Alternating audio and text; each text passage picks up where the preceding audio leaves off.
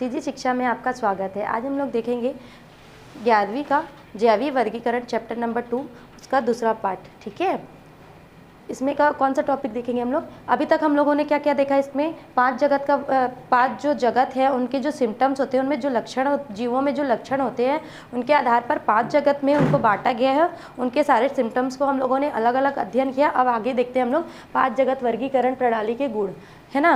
हर चीज़ की क्या होती है, गुण भी होती है, दोष भी होती है। तो इस वर्गीकरण के क्या क्या गुण है वो देखते हैं हम लोग। इस वर्गीकरण प्रणाली ने वर्गीकरण की बहुत सी कठिनाइयों को सॉल्व किया, क्योंकि ये क्या करता है, अलग अलग सिम्टम्स वाले जीवों को जिनमें समानताएं हैं उनको एक साथ और जिनमें असमानताएं हैं उनको अलग अलग रखा। इस प्रणाली की सबसे बड़ी विशेषता यह है कि इसमें प्रोकैरियोटिक कोशिकाओं वाले जीव, मतलब जिनमें केंद्रक जो होता है वो उनमें केंद्रक झिल्ली जो है नहीं पाया जाता है, को अलग से मोनेरा में रखा, जो कि उत्कृष्ट समूहीकरण है। क्योंकि प्रोकैरियोटिक जीव जो होते हैं वह अन्य से जो कार्यकीय, फिजियोलॉजिकल, जनरल रिप्रोडक्शन और रासायनिक दृष्टि से अलग होते हैं। इनमें क्या होता है, प्रोकैरियोटिक जीवों में क्या होता है, कायिक दृष्टि, रासायनिक दृष्टि और जो लैंगिक दृष्टि होता है, फिजियोलॉजिकल दृष्टि, रिप्रोडक्टिव ऑर्गन्स के रूप में क्या होते हैं, अलग अलग होते हैं। इस वर्गीकरण में एक कोशिकीय और बहुकोशिकीय जीवों को अलग अलग रखा गया है। इसमें क्या किया गया, मोनेरा में एक कोशिकीय जीव को रखा गया, फिर प्रोटिस्टा में बहुकोशिकीय जीवों को रखा गया है। इस वर्गीकरण में कवकों को अलग से एक जगत में रखा गया, क्यों, क्योंकि ये पोषण में अन्य पौधों से एकदम भिन्न होते हैं। पोषण विधि के आधार पर अगर हम लोग देखेंगे वर्गीकरण की प्रणाली में, तो प्लांट जो होता है और कवक जो होता है उनमें क्या होती है, बहुत सारी विभिन्नताएं होती है। आप लोगों ने देखा है अभी सिम्टम्स में। इस वर्गीकरण में प्रकाश संश्लेषी और अप्रकाश संश्लेषी जीवों को अलग अलग जगत में रखा गया है। इसमें क्या किया गया है, जो प्रकाश संश्लेषण करते हैं ऐसे जीवों को अलग में, जैसे जगत प्लांटी में, और जो अप्रकाश संश्लेषी है, मतलब जो प्रकाश संश्लेषण की क्रिया नहीं करते हैं, उसको जगत एनिमिलिया में या फिर जगत कवक में रखा गया है। यह वर्गीकरण द्विजगत वर्गीकरण से ज़्यादा प्राकृतिक प्रतीत होती है। ये नेचुरल होता है, मतलब इसमें जो है सिम्टम्स हैं वो अलग अलग और समानताएं और असमानताओं के आधार पर इसका वर्गीकरण हुआ है। यह वर्गीकरण के जैव संगठन और पोषण की विधि पर आधारित है, इसलिए विकास के क्रम को प्रदर्शित करता है। जैव संगठन क्या होता है, जीवों में जो संगठन होता है, मतलब जिनमें समानताएं होती हैं, कैसे कैसे समताएं होती हैं उनके आधार पर, तथा पोषण विधि मतलब आहार को ग्रहण करने और पाचन के आधार पर क्या किया गया है, इनको अलग अलग वर्गीकरण में वर्गीकृत किया गया है। तो इसमें क्या होता है, इनसे जीवों के विकास का क्रम पता चलता है, मतलब कौन सा जो जीव है कम खाता है, कौन सा जीव है जो बहुत खाता है, फिर कैसे खाता है, उनकी पोषण की विधि क्या होती है, पोषण का प्रोसेस क्या होता है, कितना लंबा है, कितना छोटा है, या फिर कौन सा जीव पहले आए, कौन से जीव बाद में आए, उसके आधार पर क्या किया गया है, इस वर्गीकरण को रखा गया है। एक कोशिकीय यूकेरियोट जैसे युग्लिना प्रारंभ के वर्गीकरण के प्रणालियों में इसे पौधा तथा जंतुओं दोनों के अंतर्गत रखा था। मतलब इसको क्या संयोजी लिंक के आधार पर, कनेक्टिंग लिंक के आधार पर रखा था। लेकिन एक कोशिकीय जीवों को प्रोटिस्टा में रखकर विटकर ने युग्लिना को प्रोटिस्टा में डालकर विवादास्पद स्थिति को समाप्त कर दिया। उसके इस प्रणाली के लाभदायक लक्षणों में से एक है, ये क्या है, मतलब ये इसका गुण है। ठीक है, किसका, 5 जगत प्रणाली वर्गीकरण प्रणाली का। अब इनमें इतने सारे गुण तो है, लेकिन अब इनमें कुछ कुछ दोष भी हैं जिसको आप लोग देखते हैं, है ना। हर चीज़ में क्या होता है, कोई भी चीज़ आदर्श नहीं हो सकता। आप लोग साइंस के स्टूडेंट हैं, आप लोगों को पता ही है। तो इसके आधार पर 5 जगत वर्गीकरण प्रणाली में भी कुछ कुछ दोष हैं, उसको देखते हैं क्या है। इस वर्गीकरण पद्धति में एक कोशिकीय सवालों को प्रोटिस्टा में रखा गया, जबकि इसी तरह के लक्षण वाले बहुकोशिकीय सवाल को पादप जगत में रखा गया, जिसके कारण इनके बीच में जाति वृत्ति संबंध की विवेचना नहीं हो पाती है। क्या करते हैं, जो छोटे क्या होना चाहिए, जो कुछ प्रोटिस्टा जगत या फिर प्रोटिस्टा जगत में क्या किया गया, एक कोशिकीय शैवालों को क्या किया है, रखा गया है, जिसमें क्या पाए जाते हैं, यूकैरियोटिक सेल्स पाए जाते हैं। लेकिन क्या हुआ है, जो बड़े बहुकोशिकीय सेल्स वाले यूकैरियोटिक सेल्स वाले क्या होते हैं, जो शैवाल्स होते हैं, उनको क्या रखा गया, प्लांट जगत में रखा गया, किंगडम प्लांटी में रखा गया। तो इसमें क्या होता है, इनके बीच में जो देखो, एक प्रोकैरियोटिक एक कोशिकीय जो जीव होता है उसके बीच में, और बहुकोशिकीय प्लांटी जगत वाले जो जीव होते हैं, शैवाल होते हैं, उनके बीच में जाति वृत्ति संबंध जो होता है वो स्थापित होता है। लेकिन अलग अलग जगत में रखने के कारण इनकी विवेचना हम लोग नहीं कर पा रहे हैं। ठीक है, जगत प्रोटिस्टा के सदस्यों के बीच इतनी विविधता है कि उन्हें एक दृष्टि में एक साथ रखना उचित प्रतीत नहीं होता है। प्रोटिस्टा में क्या रखा गया है, सीधे सीधे जो यूकैरियोट एक कोशिकीय यूकैरियोट जो जीव होते हैं उनको रखा गया है। तो इसमें अलग अलग मतलब अलग अलग क्या हो गए जीव हैं, इनमें इनका जो सदस्य है वो अलग अलग, इनको कोशिकीय आधार पर रखा गया है, इसलिए इनके सदस्यों का क्या हो रहा है, इनकी सदस्यों के बीच में बहुत ज़्यादा विविधताएं आ जा रही हैं, उनमें समानताएं कम और असमानताएं ज़्यादा आ जा रही है, जिसकी विवेचना करना सही नहीं हो रहा है। ठीक है, इस वर्गीकरण प्रणाली की दूसरी खामी है कि मोनेरा तथा प्रोटिस्टा जगत में कोशिका भित्ति युक्त तथा कोशिका भित्ति रहित जीवों के साथ ही साथ प्रकाश संश्लेषण की क्षमता युक्त एवं क्षमता रहित जीवों को एक साथ रखा गया है। इसमें क्या किया गया है, कोशिका के आधार पर, मतलब जब मोनेरा और प्रोटिस्टा जगत में क्या किया गया था, अलग अलग जीवों को वर्गीकृत किया गया था, तो क्या किया गया था, इसमें कोशिका भित्ति युक्त और कोशिका भित्ति रहित, मतलब प्रोकैरियोटिक और यूकैरियोटिक कोशिकाओं के आधार पर इनमें क्या किया गया था, डिफरेंस किया गया था, मतलब अलग अलग किया गया था। लेकिन इनमें क्या किया, इन्होंने जब वर्गीकरण कर रहे थे तब उन्होंने इस चीज़ को नहीं नोटिस किया कि प्रकाश संश्लेषण की क्रिया और अप्रकाश संश्लेषण की क्रिया भी इसमें आसानी से आकर जुड़ जा रही है। मतलब इनकी जो क्षमता है प्रकाश संश्लेषण करने की क्षमता या फिर क्षमता रहित होना क्या हो रहा है, इसको ध्यान में नहीं रखा गया है। ठीक है, इस वर्गीकरण प्रणाली में विषाणुओं की स्थिति पर कोई चर्चा नहीं की गई और न ही किसी जगत के अंदर स्थान दिया गया। जो विषाणु होते हैं, वायरस जिसको बोलते हैं हम लोग, उनको क्या है, किसी भी इस वर्गीकरण प्रणाली में किसी भी स्थान पर नहीं रखा गया है और न ही इनका कहीं पर भी इनको स्थान दिया गया है। विकास की दृष्टि से जगत मोनेरा को छोड़कर से सभी जगत बहुस्त्रोतभवी, पॉलीफोटिक तथा कई श्रेणियों में विकसित हुए हैं जान पड़ते हैं। इस स्थिति में इस वर्गीकरण प्रणाली की बहुत बड़ी कमी मानी जाती है। मतलब क्या बोल रहा है कि जो विकास हुआ है, विकास का जो क्रम है वो क्या है, बहुस्त्रोतभवी है, मतलब पॉलीपेटिक है, कई श्रेणियों में विकसित हुए हैं, धीरे धीरे विकसित हुए हैं, फिर अलग अलग संकरण होने के बाद विकसित हुए हैं। तो क्या होता है, यह स्थिति वर्गीकरण प्रणाली की बहुत बड़ी कमी मानी जाती है। क्लियर। अब देखते हैं नेक्स्ट टॉपिक, जीवन के 3 अनुक्षेत्र, 3 डोमेन्स ऑफ लाइफ। विटकर एवं उनके पूर्व जो सभी वर्गीकी टैक्सोनॉमिस्ट थे, उन्होंने क्या किया, जीवाणुओं को मोनेरा जगत में रखा। यह वर्गीकरण कोशिकाओं को सूक्ष्मदर्शी अध्ययन पर आधारित था, परंतु उसके पश्चात नए उपकरणों तथा जैव रासायनिक तकनीकों के द्वारा क्या किया गया, अध्ययनों में यह पाया गया कि कुछ प्रोकैरियोटिक कोशिकाएं मोनेरा जगत में, अन्य जीवों से कोशिका भित्ति के संगठन राइबोसोम में न्यूक्लियोटाइड्स के क्रम में सुग्राहिता जैसे लक्षणों में भिन्न है। इस आधार पर सन 1978 में कार्ल वुज, जी.ई. फॉक्स आदि वैज्ञानिकों ने बताया कि कोशिकाएं 2 प्रकार की होती है, प्रोकैरियोटिक कोशिका यूकैरियोटिक प्रकार की ना होकर 3 प्रकार की, मतलब 2 प्रकार की कोशिकाएं पहले बताया गया था, प्रोकैरियोटिक कोशिका और यूकैरियोटिक कोशिका। अब इनके आधार पर ये क्या हो सकता है, 3 प्रकार का होता है, यूकैरियोटिक तथा 2 प्रकार की प्रोकैरियोटिक कोशिकाएं, जिसे क्या बोलते हैं, यूबैक्टीरिया और यूकैरिया तथा आर्केरिया। प्रोकैरियोटिक कोशिकाएं भी 3 प्रकार के हो सकते हैं, है ना। यूकैरियोटिक तथा जो यूबैक्टीरिया होता है वो 1 प्रकार हो गया और प्रोबैक्टीरिया जो हो गया वो 2 प्रकार का होता है। क्लियर। इसको देखो, ये क्या हुआ था, जो विटकर और उनके जो पहले टैक्सोनॉमिस्ट थे, उन्होंने क्या किया था, मोनेरा जगत में रखा था। किसको रखा था, सभी जीवाणुओं को, सभी जो बैक्टीरियाज थे उनको कहाँ रखा था, मोनेरा जगत में रखा था। क्लियर। यह वर्गीकरण कोशिका, ये इसमें क्या हुआ था, यह जब वर्गीकरण हुआ था, जब बैक्टीरियाज को कहाँ रखा था, मोनेरा जगत में रखा था, तो ये सूक्ष्मदर्शी से अध्ययन के आधार पर रखा गया था। ठीक है। उसके पश्चात क्या हुआ, जब देखा गया कि मोनेरा जगत के जो सभी जीव होते हैं उनके कोशिका भित्ति के संगठन राइबोसोम में न्यूक्लियोटाइड्स के जो क्रम होते हैं वो क्या होते हैं, अलग अलग होते हैं, मतलब सुग्राहित होते हैं, भिन्न भिन्न होते हैं। तो 1978 में कार्ल वुज ने क्या किया, और की कोशिकाएं 2 प्रकार की नहीं होती, यूकैरियोटिक और प्रोकैरियोटिक ना होकर कोशिकाएं 3 प्रकार की होती हैं, एक यूकैरियोटिक कोशिका और 2 प्रोकैरियोटिक कोशिकाएं, यूबैक्टीरिया अथवा यूकैरिया और आर्किया। क्लियर। कार्ल वुज ने एक नए वर्गक टैक्सोन डोमेन का प्रस्ताव रखा। वर्गीकी श्रेणीबद्धता में डोमेन का स्थान जगत से ऊपर है। वर्गीकी में जब हम लोग बात करते हैं तो किंगडम्स की बात आती है वर्गीकरण में, जब तो वर्गीकरण से पूर्व सबसे बड़ा बात क्या होता है कि डोमेन्स है। ठीक है। ये क्या होता है, श्रेणीबद्धता में सबसे ऊपर रखा जाता है डोमेन्स का आधार बात, उसके बाद क्या होता है, वर्गीकरण किया जाता है 5 जगत में। इस प्रकार कार्ल वुज ने राइबोसोमल आरएनए की जीन अनुक्रम के आधार पर 6 जगतों को 3 समूहों में बांटा।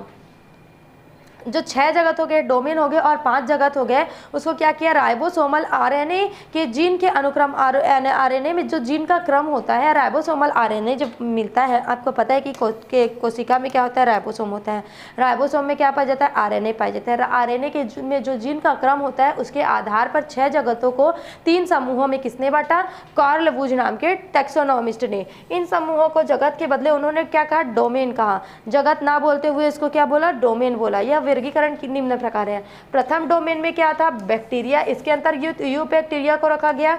इसमें क्या है, प्रथम डोमेन में यू बैक्टीरिया को रखा जाता है। फिर द्वितीय डोमेन में क्या हो गया, आर्की बैक्टीरिया, आर्की और आर्की बैक्टीरिया को रखा गया। फिर तृतीय डोमेन में क्या हुआ, यूकेरियोटा, इसमें प्रोटिस्टा, प्लांटी, कवक तथा एनिमिलिया को रखा गया है। पहला डोमेन में क्या किया था, डायरेक्ट उसने बैक्टीरिया को रखा था। दूसरे डोमेन में क्या किया था, आर्की और आर्की बैक्टीरिया को रखा। फिर जब थर्ड डोमेन की बात आई तो उन्होंने क्या किया, यूकेरियोटा, प्रोटिस्टा, प्लांटी, कवक और एनिमिलिया, सारे जगत को रख दिया। यह वर्गीकरण 6 जगत वर्गीकरण प्रणाली के भी नाम से जाना जाता है। जो 3 डोमेन या 3 अनुरक्षक क्षेत्र बोलते हैं जिसको, उसको क्या नाम से जाना जाता है, इसको कार्ल वुज ने दिया था। कौन से टैक्सोनॉमिस्ट ने दिया था, कार्ल वुज ने दिया था। इसने 6 वर्गीकरण प्रणाली के नाम से जाना जाता है। इसमें क्या होते हैं, 3 डोमेन होते हैं। पहला डोमेन क्या होता है, जिसमें बैक्टीरिया पाया जाता है। दूसरा डोमेन क्या होता है, जिसमें आर्की और आर्की बैक्टीरिया पाया जाता है। और जो तीसरा डोमेन होता है उसमें क्या पाया जाता है, यू बैक्टीरिया, यूकेरियोटा, प्लांटी, कवक और एनिमिलिया जगत और प्रोटिस्टा जगत को रखा जाता है। क्लियर। इसमें क्वेश्चन पूछ सकता है कि 3 अनुरक्षक क्षेत्रों को किसने दिया, किस टैक्सोनॉमिस्ट ने दिया और उसको किस आधार पर उन्हें वर्गीकृत किया और वर्गीकरण को समझाइए। तो आप छोटा सा समझा सकते हैं, ये आएगा 2 नंबर या 3 नंबर के क्वेश्चन में आता है। फिर है लाइकेन्स। ठीक है, आपका नेक्स्ट टॉपिक है लाइकेन। लाइकेन अथवा सैक विशिष्ट प्रकार के तथा अनोखे व्यवहार वाले पादप होते हैं। लाइकेन्स को हम लोग पादप बोल सकते हैं। क्लियर। ये स्वपोषी होते हैं, थैलोफाइट होते हैं, सुकायवत होते हैं, मतलब थैलेनुमा संरचना में होते हैं तथा सहजीविता प्रदर्शित करते हैं, मतलब साथ साथ रहकर भोजन ग्रहण करने की विधि प्रदर्शित करते हैं। वास्तव में ये 2 भिन्न पादप घटकों के निकटस्थ सहचर्य के फलस्वरूप निर्मित होते हैं। सैक का निर्माण वाले 2 सहजीवों में से एक सहजीवी कवक के रूप में तथा दूसरा शैवाल होता है। जो लाइकेन्स होते हैं ना, वो क्या होते हैं, देखो लाइकेन पहले क्या बोला, स्वपोषी होते हैं और सुकायवत होते हैं। स्वपोषी मतलब खुद से भोजन, स्वपोषी मतलब खुद के भोजन बनाने वाला, फिर सुकायना थैलेनुमा होता है। ठीक है, लेकिन साथ ही साथ सहजीविता भी प्रदर्शित करता है, मतलब साथ साथ रहते हुए भोजन ग्रहण करने की क्षमता रखता है। ये 2 भिन्न प्रकार के पादप घटकों वाले होते हैं। मतलब कुछ क्या होती है, कुछ की जो संरचना होती है वो क्या होती है, कवक जैसी संरचना होती है, कवक सहजीवी के रूप में, तथा दूसरा क्या होता है, शैवाल के रूप में होता है। लाइकेन के पूरे विश्व में लगभग 400 वंश हैं तथा 16,000 जातियां पाई जाती है। लाइकेन की खोज का श्रेय तुलाश ने 1852 को दिया जाता है। इसकी संरचना के विषय में सर्वप्रथम अध्ययन का श्रेय डी बैरी को दिया जाता है। थियोफ्रास्ट ने लाइकेन शब्द का सर्वप्रथम उपयोग किया था। आप जो लाइकेन्स पढ़ते हैं उसका सर्वप्रथम उपयोग किसने किया था, लाइकेन शब्द का सर्वप्रथम उपयोग थियोफ्रास्ट ने किया था। और लाइकेन की खोज किसने की थी, श्रेय तुलाशने को दिया जाता है, जो 1852 में की थी। यह सहजीविता में शैवाल घटक और क्लोरोफाइसी या फिर साइनोबैक्टीरिया समूह के सदस्य होते हैं, जबकि कवक में एक्सोमाइसिटीज और बेसिडोमाइसिटीज समूह के सदस्य होते हैं। क्लियर। स्मिथ के अनुसार लाइकेन्स को कवक एवं शैवाल से पृथक एक भिन्न वर्ग में रखा जाना चाहिए। बोल्ड ने इनके लिए क्या किया था, माइकोफाइकोफाइटा नाम दिया। क्लियर। देखो इसमें क्या होता है, जो शैवाल है वो किसके घटक होते हैं, क्लोरोफाइसी के घटक होते हैं या फिर साइनोबैक्टीरिया के घटक होते हैं। ठीक है, और क्या होते हैं, जबकि जो कवक होते हैं वो एक्सोमाइसिटीज के घटक होते हैं या फिर बेसिडोमाइसिटीज के समूह के सदस्य होते हैं। स्मिथ के अनुसार लाइकेन्स को कवक एवं शैवाल से पृथक एक भिन्न वर्ग में रखा जाना चाहिए, क्योंकि ये दोनों के जैसा गुण, दोनों के जैसे सदस्यों के जैसा गुण प्रदर्शित करते हैं, इसलिए इनको अलग से वर्गीकृत किया जाना चाहिए। इनके लिए माइकोफाइकोफाइटा नाम दिया। बोल्ड ने इनके लिए क्या नाम दिया था, माइकोफाइकोफाइटा नाम दिया था 1957 में। मेजर टाइप्स ऑफ लाइकेन, देखो किस किस प्रकार का लाइकेन्स पाया जाता है, बहुत सारे 400 वंश हैं बोलने से बहुत अलग अलग प्रकार के लाइकेन्स होती हैं। क्लियर। उसके बाद है ऑक्यूरेंस। ऑक्यूरेंस मतलब ये कहाँ पे लाइकेंस पाया जाता है। भारत में ये पूर्वी हिमालय, सिक्किम, दार्जिलिंग आदि में बहुतायत से मिलते हैं। हमारे इंडिया में कहाँ पे मिलते हैं? पूर्वी हिमालय, मतलब जो हिमालय कैसा है, हमारा हिमालय का भाग ऐसा बना हुआ है, तो इसके जो पूर्वी भाग होता है उसमें बहुत ज़्यादा मिलता है। और क्या होता है, सिक्किम में, दार्जिलिंग में बहुत ज़्यादा पाया जाता है। ये उद्योग रहित प्राकृतिक वातावरण में पाए जाते हैं, मतलब जहाँ पे नेचुरल चीज़ें होती है, मतलब जहाँ पे उद्योगों के लिए क्या होता है, ज़्यादा स्थान नहीं होता है, जहाँ पे पहाड़ी इलाका होता है, या फिर क्या होता है जहाँ पे पूरा प्राकृतिक वातावरण ज़्यादा होता है, अधिक मात्रा में होता है, लोग कम होते हैं, और वहाँ पे ये ज़्यादा पाया जाता है। इसका जो अनुकूलन होता है वो किस में होता है? तीव्र प्रकाश या फिर साधारण जो नेचुरल लाइट होता है वो, निम्न ताप, मतलब जहाँ का ताप निम्न हो, नमी एवं शुद्ध वातावरण में लाइकेन तीव्रता से विकसित होते हैं। शुद्ध वातावरण कहाँ पे होगा? जो आपका क्या बोलते हैं, जहाँ पे उद्योग और लोग नहीं रहेंगे, है ना। कवकीय घटक की प्रकृति के आधार पर लाइकेन को एस्कोलाइकेन्स, उदाहरण फाइसिया, पॉर्मेलिया, क्लेडोनिया आदि, तथा बेसिडियोलाइकेन जो होते हैं जैसे कोरा, राइपिडोनिमा आदि कहा जाता है। ये किस प्रकार के होते हैं? बाह्य स्वरूप के आधार पर लाइकेन को लगभग 3 भागों में विभाजित किया गया है। ठीक है, बाह्य स्वरूप मतलब उसकी जो बाह्य आकारकी है उसके आधार पर कितने भागों में बांटा गया है? लाइकेन्स को 3 भागों में बांटा गया है। देखते हैं कौन कौन से भागों में बांटा गया है। क्रस्टोज लाइकेन्स, ये सैक वृक्षों, चट्टानों अथवा भूमि आदि की सतह पर वृद्धि करते हैं। बाहरी वातावरण मतलब वो कहाँ पे वृद्धि करते हैं, कैसे कैसे वृद्धि करते हैं, उनके आधार पर उनको बांटा गया है। तो पहला क्या है? क्रस्टोज लाइकेन, ये कहाँ पे होता है? भूमि में होता है या फिर वृक्षों या चट्टानों में वृद्धि करते हैं। पतली चपटी रचना के रूप में इतनी दृढ़ता से चिपके रहते हैं कि इनके सुखाए के बिना टूटे के आधार अलग नहीं किया जा सकता। उदाहरण ग्रेफिस, हिमेटोमा, वेरुकेरिया आदि। ये क्या कहते हैं? एकदम पतली संरचना के रूप में होते हैं और पेड़ों में या फिर भूमि में इतने तेजी से चिपके रहते हैं कि इनका जो जड़ होता है, मतलब जो चुकायवत संरचना होती है, देखो सारे पौधों का या फिर सारे शैवालों का क्या होता है? जड़ होता है, मतलब वो कहीं ना कहीं से अटैच होता है। तो इसमें क्या होता है, जो लाइकेन्स होता है वो किससे अटैच होता है? सुखायवत रचना से अटैच होता है। तो ये कैसे करता है? ये भूमि से जब अगर उसको उखाड़ते हैं या फिर वृक्षों से इसको उखाड़ते हैं तो क्या करता है? इसके जो सुखाए होते हैं, इनके जो थैलेमस होते हैं, थैलेफाइट होते हैं, वो क्या होता है? उखड़ जाता है, इतने दृढ़ता से चिपके रहते हैं। इसमें इसके उदाहरण कौन से? ग्रेफिस, हिमेटोमा, वेरुकेरिया आदि। फोलियोज लाइकेन, ये लंबे चपटे तथा पत्तियों के आकृति के जैसा होता है, ऐसा बड़ा बड़ा लंबा लंबा चपटा होता है। ये आधार से पतली तंतुवत रचनाओं के द्वारा जुड़े रहते हैं। इन रचनाओं को राइजिन्स कहते हैं। ये क्या कहते हैं? रेशेनुमा संरचना से जुड़े हुए होते हैं। सुखाए के तट आधार से स्वतंत्र होते हैं। जो क्या होता है? आधार जो होता है ना, जहाँ से चिपका हुआ होता है वो स्वतंत्र होता है। उदाहरण के लिए पार्मेलिया, पेल्टियोजोरा, गायरोफोरा, फाइसिया आदि। फिर तीसरा है फ्रूटिकोज लाइकेन, यह चपटा होता है, शाखित होता है और फीते के समान पतला पतला रचना, तंतुवत रचना होता है। क्लियर? इसकी कुछ शाखाएं जो होती है वो ऊर्ध्व खड़ी रहती है, इस कारण यह झाड़ीनुमा छोटे स्वरूप वाला दिखता है। यह प्रायः वृक्षों की शाखाओं पर देखो ऐसा खड़ा होता है, पतला पतला फीतेनुमा संरचना होता है, इसलिए छोटा छोटा झाड़ी के रूप में दिखाई देता है। और ये क्या होता है? वृक्षों की शाखाओं पर वृद्धि करता है, जो शाखा होता है उसमें वृद्धि करता है तथा लटकती रहती है। उदाहरण के लिए क्या है? असनिया, क्लेडोनिया, इर्विनिया आदि। क्लियर? उसके बाद ये तो हो गया बाह्य संरचना के आधार पर 3 प्रकार के लाइकेन्स होते हैं, क्रस्टोज लाइकेन, फोलियोज लाइकेन और फ्रूटिकोज लाइकेन। अब उसके बाद आंतरिक संरचना है ना। एक सामान्य सुविकसित लाइकेन्स की आंतरिक संरचना कैसी होती है देखते हैं। पहला है ऊपरी कॉर्टेक्स, उसमें क्या पाया जाता है? थैलस का जो सबसे बाहरी क्षेत्र होता है वो कवक तंतुओं से बना होता है। कुछ लाइकेन्स में ऊपरी कॉर्टेक्स की बाहरी सतह पर अनियमित रूप से व्यवस्थित छिद्र पाए जाते हैं, जिन्हें श्वसन छिद्र कहते हैं, ब्रेथिंग पोर्स। ठीक है, ये क्या होता है? जब ऊपरी कॉर्टेक्स क्या होता है, जो सबसे बाहरी भाग होता है ना लाइकेन्स का, उसको क्या बोलते हैं? ऊपरी कॉर्टेक्स बोलते हैं। ठीक है, ये क्या होता है? जो थैलस होता है, मतलब जो थैलेनुमा संरचना होता है, उसके जो बाहर का क्षेत्र होता है उसको क्या बोलते हैं? ऊपरी कॉर्टेक्स। इसके ऊपर कई ठो लाइकेन्स में क्या होता है कि इसके पूरे ऊपरी सतह पर क्या होता है? छिद्र पाए जाते हैं, पोर्स पाए जाते हैं, जिसको क्या बोलते हैं? ब्रेथिंग पोर्स बोलते हैं। फिर है एल्गल लेयर, शैवाल परत। यह परत ऊपरी कॉर्टेक्स के ठीक नीचे स्थित होती है, जिसे जनन परत कहते हैं, गोनेडियल लेयर कहते हैं।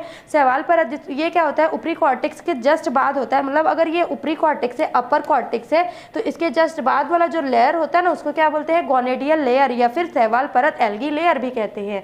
जनन कोशिकाएं शैवाल की जनन कोशिकाएं हैं। जो जनन कोशिकाएं होती है ना, मतलब ये जो गोनेडियल लेयर होता है,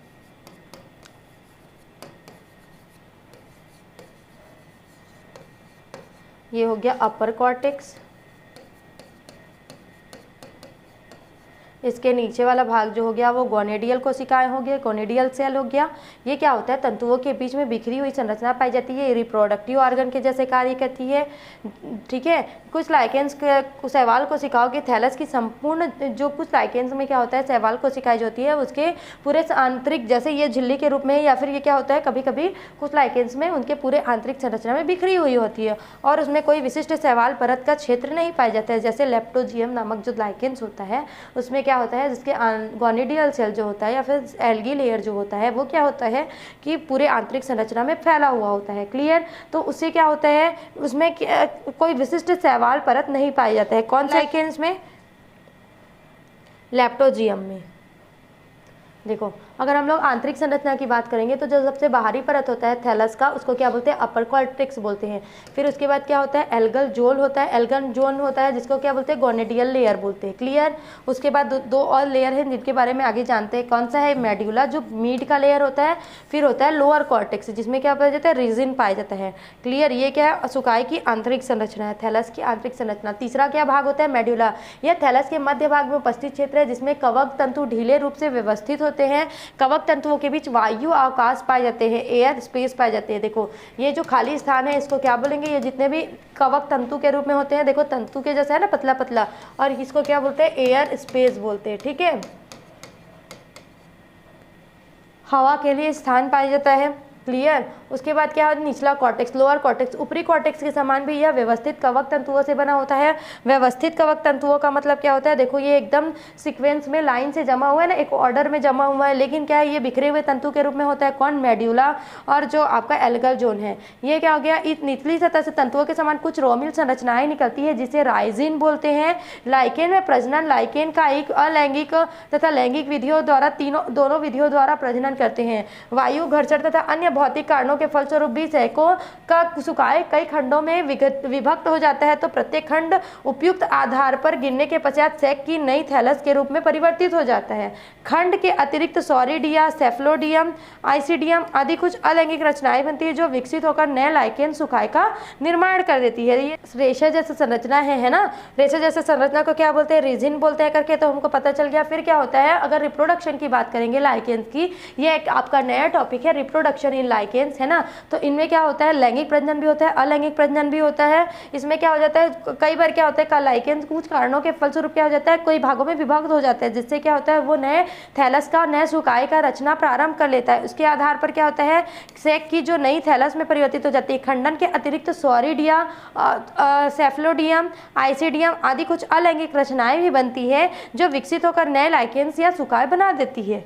क्लियर। लैंगिक जनन कवकों के द्वारा संपन्न होता है, अतः लैंगिक जननांग अन्य कवकों की भांति कार्पोगोनियम स्त्री जननांग तथा स्पर्मोगोनियम नर जननांग होता है। अच्छा, अभी हम लोग अगर कवक के बारे में पढ़ेंगे, जब कवक जगत के बारे में पढ़ेंगे, तो उसमें भी क्या होता है, मेल गैमेट्स और फीमेल गैमेट्स के रूप में दो गैमेट्स होते हैं। पहला जो होता है फीमेल गैमेट जो होता है वो होता है कार्पोगोनियम, ये क्या होता है, फीमेल गैमेट होता है। और जो मेल गैमेट होता है उसको बोलते हैं स्पर्मेटोगोनियम। ये आगे हम लोग पढ़ेंगे। तो ये भी क्या होता है, लैंगिक जो जनन होता है लाइकेन्स में, वो किसके भांति होता है, कवक के भांति होता है। इनमें फलन पिंड, एपोथिशियम अथवा पैरोथिशियम पाया जाता है। ठीक है। ये देखो, इसका अगर आंतरिक संरचना की बात करते हैं तो ये है मेडुला, अपर कॉर्टेक्स, एल्गी सेल जो होता है ये अपर कॉर्टेक्स हो गया। फिर इसके बीच में जो है वो एल्गी सेल हो गया, फिर मेड्यूला हो गया, फिर नीचे क्या होता है आपका लोअर कॉर्टेक्स पाया जाता है। फिर उसमें जो रेशेनुमा संरचना होता है उसको क्या बोलते हैं, रिजिन बोलते हैं। ठीक है। ये है एल्गी सेल, इसमें क्या होता है फंगल, और ये सोरेडियम बनता है जिससे क्या होता है, सोरेडियम है, आइसिडिया बनता है जिसके कारण क्या होता है, वो अलैंगिक प्रजनन भी कर लेता है।